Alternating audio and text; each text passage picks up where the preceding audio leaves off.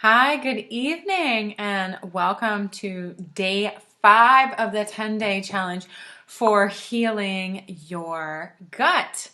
Tonight, we're going to talk about exercise. So, we've talked about some really cool topics prior to today, and if you haven't had a chance to check them out, don't worry, you don't have to go in order, and you don't have to do it every single day, but definitely check them out before the end of the 10-day challenge. So there are a couple of really cool prizes. So the first prize is either a Ninja blender to make wicked morning smoothies, or you can get a $75 gift certificate to Amazon. And you also get 3 months into my membership program, which is an amazing space to access testing, protocols, to really heal your gut issues or other health issues as well. We deal with gut issues, we deal with energy and anxiety in that group.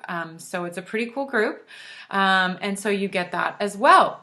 But of course, obviously, the bonus is that you're going to get some pretty awesome inside information on how to heal your gut. And this is coming from somebody who has spent 12 years diving into gut health. So with my own healing journey, I've learned a lot along the way, and I'm really excited to share that with you.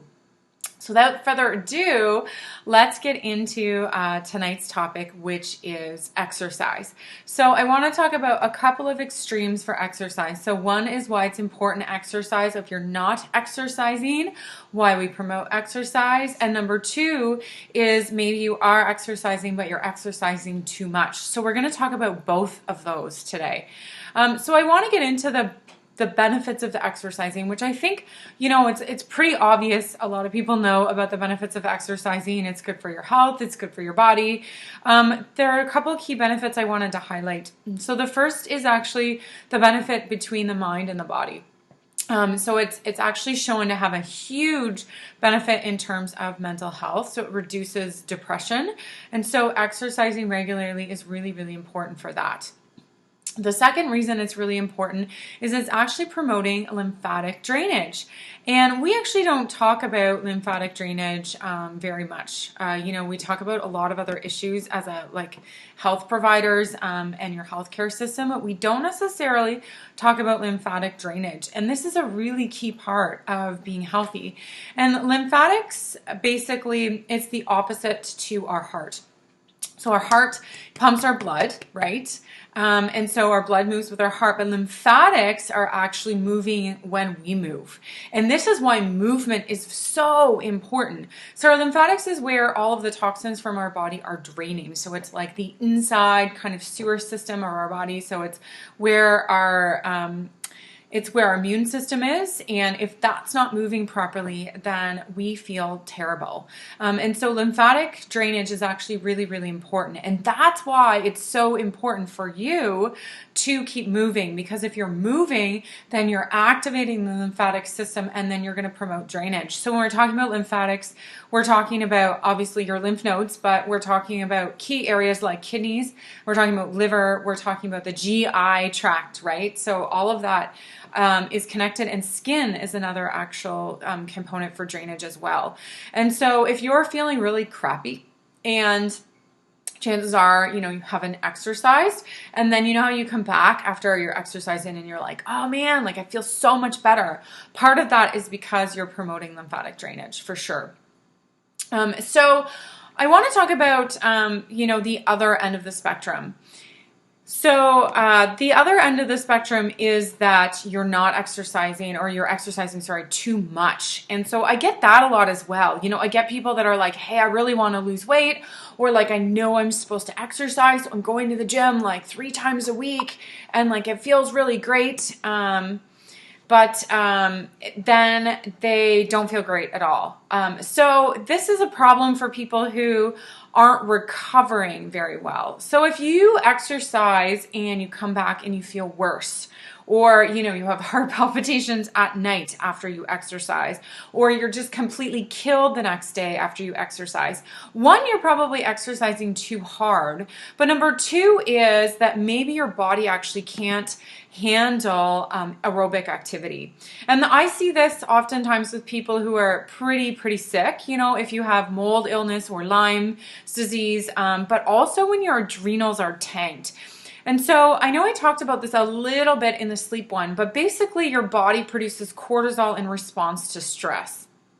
And if you have too much stress in your body for whatever reason, if it's ongoing, if it's, you know, social stressors, or if it's hidden stressors like hidden metals and gut infections, then you're going to wear away at your body's ability to manage and produce that cortisol. So over time, and we're talking, it could be years, right, before you get to this point, but over time, your body's not going to be able to produce a healthy level of cortisol.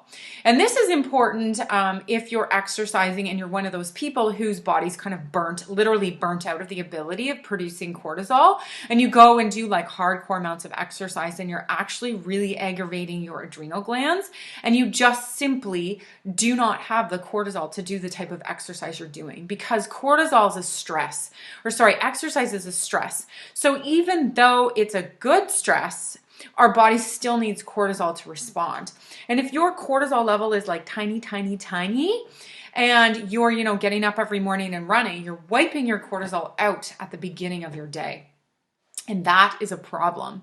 And so, you know, I do test with people's cortisol, and usually the people are like, oh, I'm so exhausted, but I know I should be exercising because it's good, right? Those are the individuals whose cortisol has literally just bottomed right out. So they don't have an ability to produce that at all. So I like to think of it more like, you know, your battery recharged. So people who can produce enough cortisol, a healthy amount of cortisol, they go to bed at night and they kind of recharge the battery fully, and they're starting the next day with 100% again. But somebody who's burnt out of having the ability to make cortisol, they're recharging that battery to like 10% a day. So then they're starting their day out with only this much cortisol, and then you go and you exercise hardcore and it's gone. And then you still have to get through all of the other stresses in your day, and you're exhausted or not responding to stress very well at all. So that's the other extreme. So oftentimes with the clients that I see, my coaching is actually opposite to what you would expect. It's actually like, hey, maybe you need to slow down a little bit. So what does restorative exercise look like? So it looks like walking. So when you're walking, you're promoting the lymphatics without really aggressively affecting, doing cardio and affecting your heart rate. And cortisol production. So that is a good form of exercise. Tai Chi is a good form of exercise. Gentle yoga is a good form of exercise. You don't want to do, you know, the hot yoga if this is you, right? And I'm a prime example of this. I love hot yoga. Love it. Love it, love it, love it. And when I was quite ill, the heat was just too much for my body to handle, and I would also dehydrate myself too much. And I really did not recover very well. And it took me a really long time to accept that no matter which way I went in and how many electrolytes I put in my water, my body literally couldn't handle it. So it's really, really important when you're thinking about exercise to really listen to what your body can handle, because we get a lot of messaging out there that's, you know, cardio is great. And it definitely is great if you're at that healthy component. You know, I do have a partnership with a local gym here that I work on with testosterone trainers to help men boost their testosterone, because, you know, a certain amount of burn is really, really good. But it just depends on where you're at and where your body's at. So I really want to encourage you to listen in. So there's kind of a two-tone challenge tonight. So the first component of the challenge is if you're somebody who's not exercising 2 to 3 times a week, you need to start doing that. And whether for you, you know, that looks like simply walking, or whether we're talking about cardio, that's fine if your body can handle it. Absolutely.